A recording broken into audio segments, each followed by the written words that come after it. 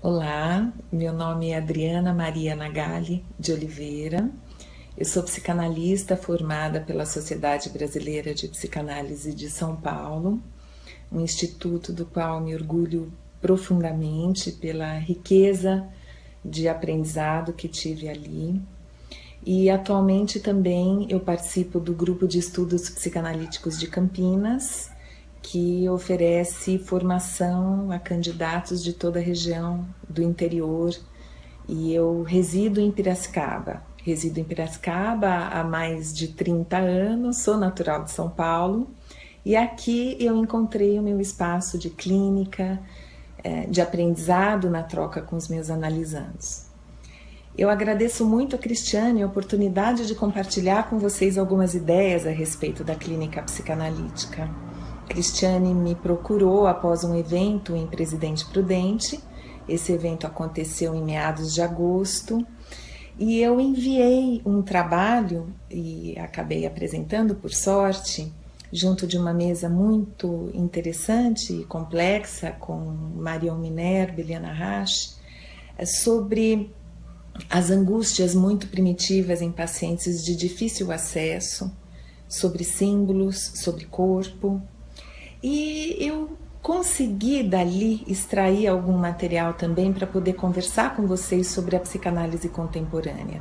Quando eu pensei no título Peculiaridades, né, da análise, foi justamente porque o que me chama atenção na clínica, e principalmente nesse caso em particular, são alguns fenômenos que vão acontecendo durante o processo na análise, que são especialmente importantes para a nossa condição de analisar, né? De nos analisarmos e de analisar. A princípio, logo quando eu inicio esse trabalho, eu me refiro ao primeiro encontro que eu tive com esse analisando, que daí eu extraí algumas condições para poder aprofundar meu pensamento. E eu vou compartilhar com vocês.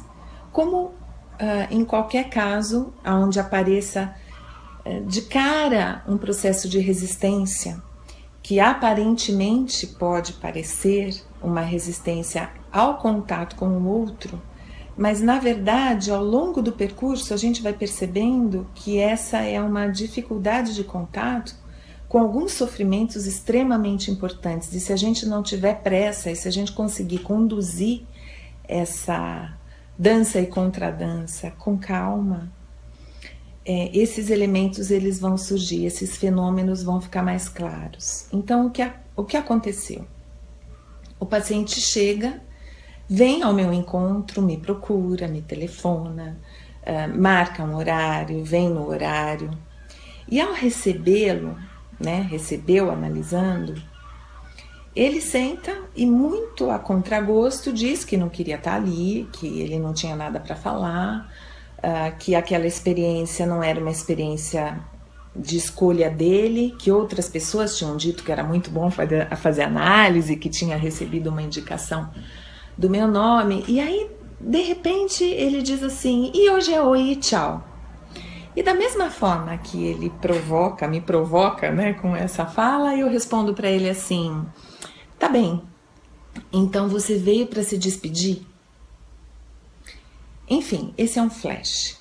Daí surgem muitas questões, né? O que eu gostaria de compartilhar com vocês. O que eu sinto? Claro que o que eu vou relatar não são minhas ideias, né? São ideias que são resultados de muitas apreensões e introjeções que eu fiz ao longo desse meu percurso.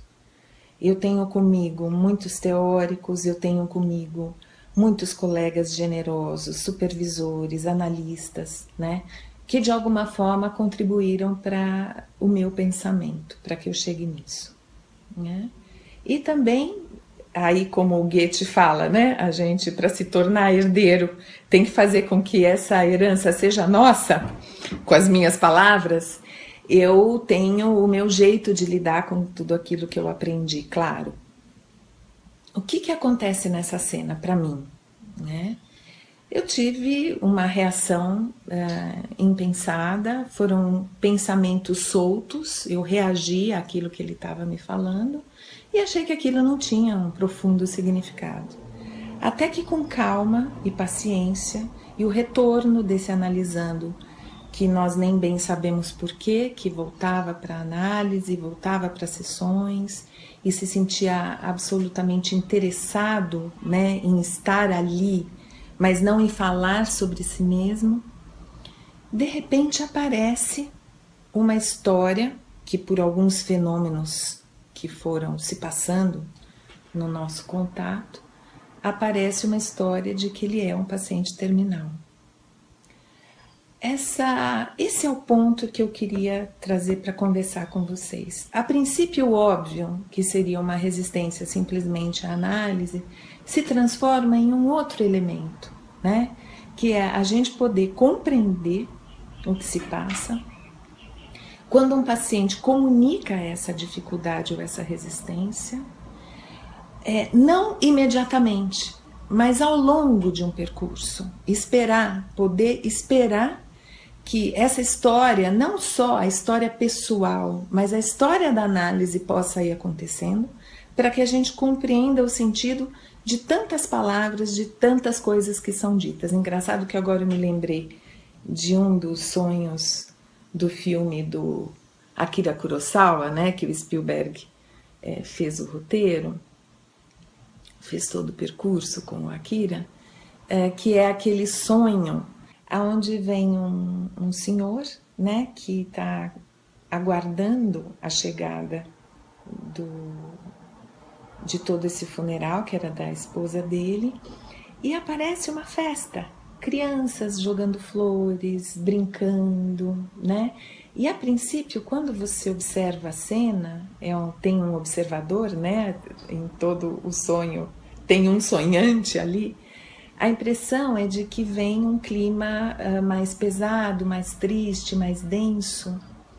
Mas, de fato, em alguns minutos, aquilo se transforma em algo festivo que se relaciona à cultura daquele povo, daquele homem, daquela senhora que faleceu.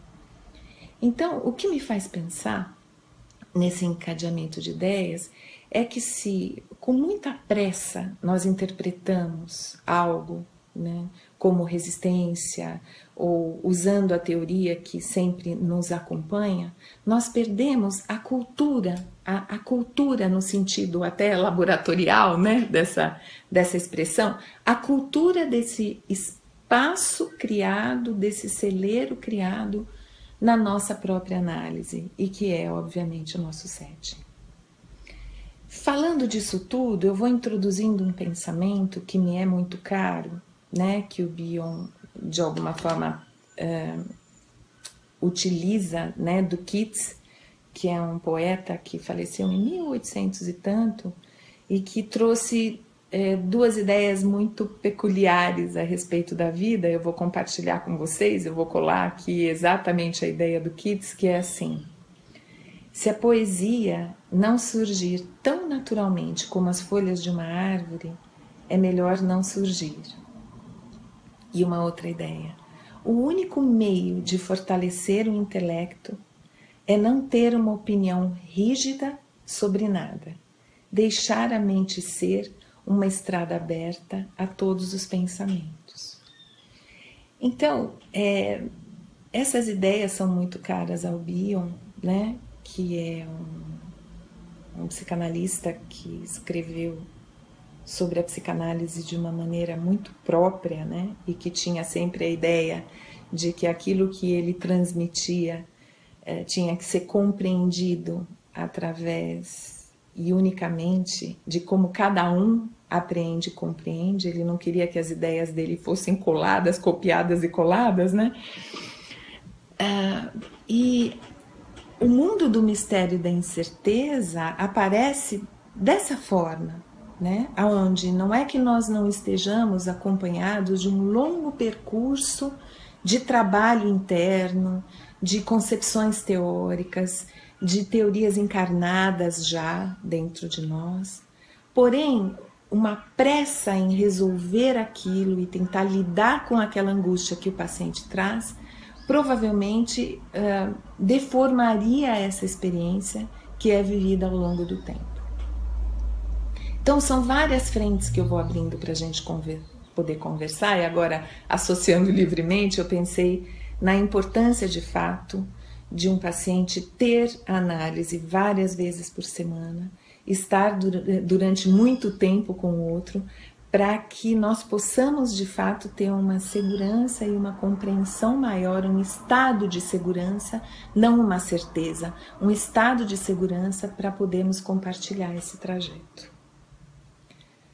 Pensando então no você veio para se despedir, que foi essa ideia que me ocorreu, esse pensamento que me ocorreu sem pensar, eu posso ter, uma hipótese é que eu possa ter captado alguns elementos daquela experiência que me eram incompreensíveis através do olhar daquele paciente, do tom de voz daquele paciente, de seus gestos, de algo que ele me transmitia, que de fato apresentava uma desvitalização, uma dor, né, circunscrita nesses elementos e nesses fenômenos.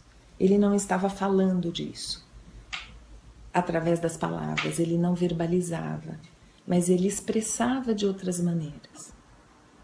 Então, a possibilidade de estarmos em contato com esse universo, que é um todo da experiência da análise, introduz uma forma muito peculiar de analisar, de observar, de captar o sofrimento e as condições do analisando, que é incluir, inclusive, o analista nisso, não é? Esse é um outro aspecto.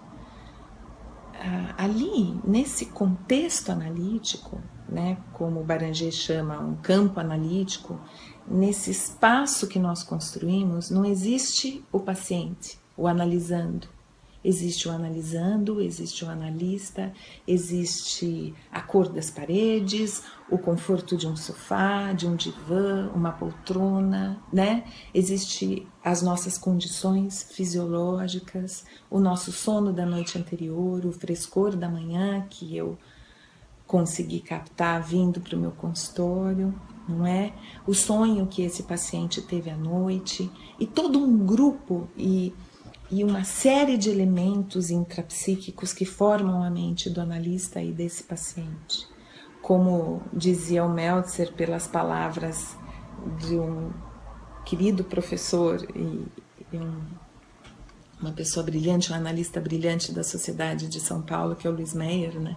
Existe uma assembleia de objetos à disposição do analista e à disposição do paciente, a qual nos encontros alguns predominam, alguns objetos internos predominam. O que são esses objetos internos? Para mim, né? Eu sempre estudei muito Melanie Klein, sempre me dediquei ao estudo de Klein. Hoje sou docente de Melanie Klein no Instituto do JEP Campinas e tenho um apreço muito grande pela genialidade dessa autora, que ao longo de sua obra foi desenvolvendo para mim mesma a minha forma de compreender isso, o que significa de fato o mundo interno, a realidade psíquica, não é? Se desde o início para Melanie Klein o bebê já nasce com uma condição de se defender, de se apropriar da realidade, ele, a partir do momento que nasce, ou até mesmo antes disso, porque hoje em dia existem estudos fantásticos a respeito das observações de bebês e o intraútero, enfim, também pesquisas muito recentes e que Bion, eu acho que possibilita essa proximidade a falar de pré-concepção da mente, mas enfim, voltando a Melanie Klein, eu penso que se no início esse bebê já nasce com potencial para se defender dos medos da realidade, se ele sofre uma angústia e já se inaugura nesse momento a possibilidade de uma mente, sim, logo muito inicial, é claro que eu também me alimento das experiências que existem. Esse bebê, né, se alimenta das experiências que existem no seu entorno. E isso, a Melanie Klein coloca um nome que não ela que usou, mas ela usou de Ferenczi, mas enfim, que é o processo de introjeção dessas experiências e principalmente do humano, né, que nós chamamos teoricamente de um objeto, né, que ela passa a utilizar como algo que pertence à mente dela, pertence a ela. Então, aquela mãe ou aquele seio, ou aquela parte da mãe que a alimentou e que ela sentiu um aconchego, ela apreende, ela introjeta e isso passa a fazer parte da sua mente, da sua referência como si mesma. Eu já tenho esse seio que me alimentou, eu já tenho esse objeto mãe dentro de mim. O que é importante nesse conceito, nesse contexto, é que isso é infindável, é interminável. Ao longo da nossa existência, nós vamos introjetando experiências, elementos, objetos, fenômenos dessas experiências, e isso que compõe, então, essa assembleia interna, essa realidade psíquica, que em momentos de dor, de sofrimento, de angústia, de prazer, de realização, é o nosso arcabouço, não é? Quer dizer, é um celeiro possível no qual a gente se aproprie e possa, então, aí agir, reagir e pensar. Quando eu falo pensar, eu queria também poder especificar um pouquinho o que ocorreu nesse início, né? Quando eu disse ao meu paciente, você veio para se despedir. Que qualidade de pensamento é essa? Na realidade, como ele falava com muita eloquência, não é? Ele dizia com muita firmeza e um certo desprezo, né? Hoje oi, tchau, o que eu estou fazendo aqui? Alguns incômodos eu ia recebendo também, né? Que era o incômodo dele, que se transformou num incômodo meu, era um incômodo meu a respeito também de uma certa expectativa, que eu acho que ela é inevitável e que a gente tem que lidar com ela, porque quando eu me refiro à questão da expectativa, é que é inevitável, né, que ao receber uma comunicação, uma procura, eu tenha uma ideia pré-concebida, né, de que o paciente vem procurando de fato estar comigo, estar na análise, né? Mas de fato aquela é a forma que ele vem para estar comigo, falando que não quer estar ali. Mas a princípio, quando eu me senti incomodada, eu poderia estar incomodada, como uma hipótese, com o fato de captar alguma comunicação de que ele não queria estar comigo, de fato. O incômodo poderia ser uma espécie de impressão de rejeição a respeito da análise ou até de mim mesma, que aí são fatores que vão interferindo, né? que chegam como explosões do analisando e que nós vamos sentindo e captando, mas sempre com esse ingrediente, como eu recebo, como o analista recebe aquelas impressões, né? Que são expressas ali.